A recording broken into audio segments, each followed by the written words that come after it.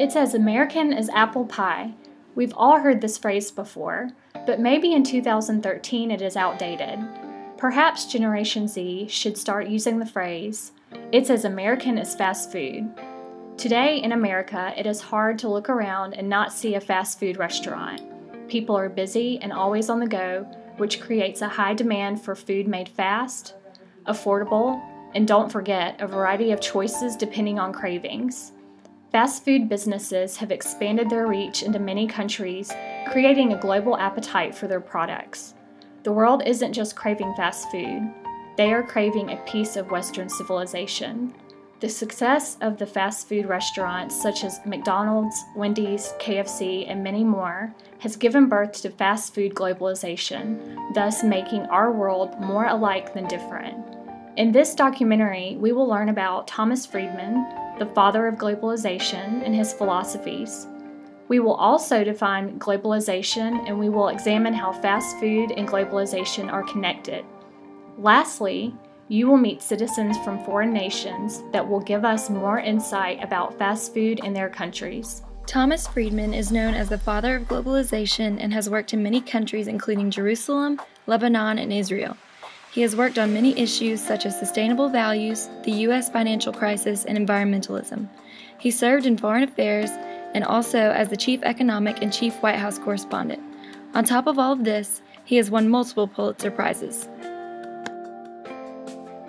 The simple definition of globalization is the interweaving of markets, technology, information systems, and telecommunications networks in a way that is shrinking the world from a size medium to a size small.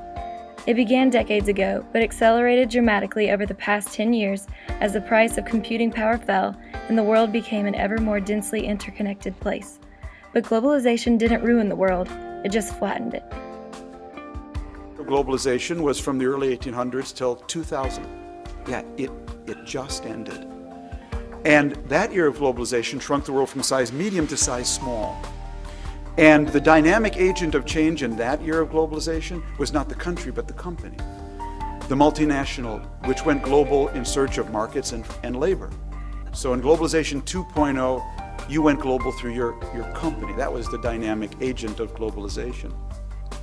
While you were sleeping, while I was sleeping, we entered globalization 3.0 from 2000 to the present.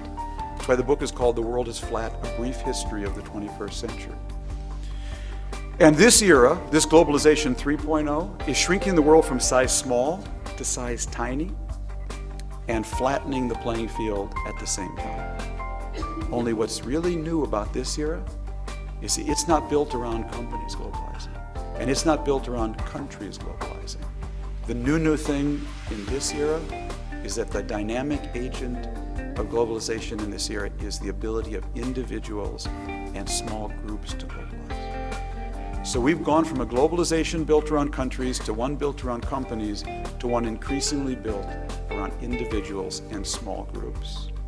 The fast food industry is one of the few industries that can be described as truly global, not least in terms of employment, which is estimated at around 10 million people worldwide. The fast food market is defined as the sale of food and drinks for immediate consumption, either on the premises or in designated eating areas, shared with other food service operators, or for consumption elsewhere. The global fast food market grew by 6.8% in 2011 to reach a value of $52,911.7 million. In 2016, the global fast food market is forecast to have a value of $331,842.1 million, an increase of 31.2% since 2011.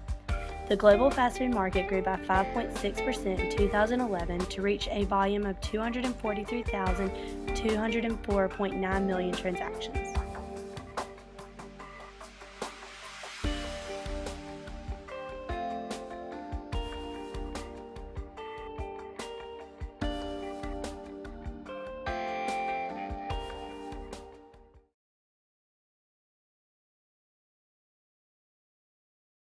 I don't feel comfortable to let a foreign fast food restaurant to make my the food that you like. Yeah, you want to make it. I just feel weird. But some people may like it and say, oh, this is pretty cool, like they are trying to fit in our culture. Yeah. Some people think KFC is pretty cool by doing this, but my own opinion is I prefer McDonald's more because I go to McDonald's not because I want to eat my own food. I want to try their food. Yeah. So That's yeah. cool.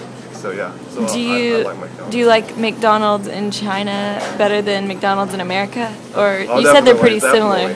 similar. You do like it better in China? I do like it better in China.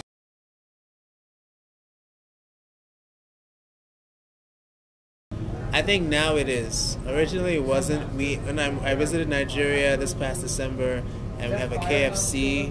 KFC is spread out across Lagos, one of the biggest cities in Nigeria. It's a KFC. There are a couple other places that are springing up. So it's a Johnny Rockets now. They serve burgers and stuff. So it is influencing. It's interesting that KFC was one of the first ones to come in. It seems like because it's Kentucky Fried Chicken. But the cool thing is they had like they did add some Nigerian flair to it. So there's like spicy chicken you can get, and there's like some other specialized dishes they have there for the Nigerian audience. So yeah, it is coming in. The Western influence is coming in.